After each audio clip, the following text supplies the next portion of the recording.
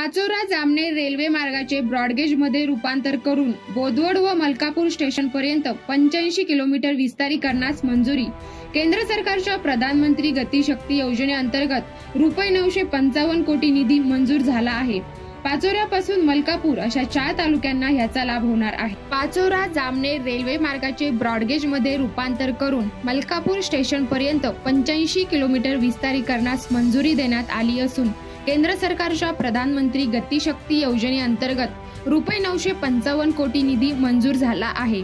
सदर मार्ग पाचोरा, शेंदुर्णी, पहूर, जामनेर असा असून बोदवड स्टेशन असा ब्रॉडगेज करण्यात येणार असून मेन लाईनद्वारे मलकापूर पर्यंत वाढविण्यात येणार आहे। याचा पाचोरा, जामनेर, बोदवड व मलकापूर अशा 4 तालुक्यातील प्रवाशांना लाभ होणार आहे।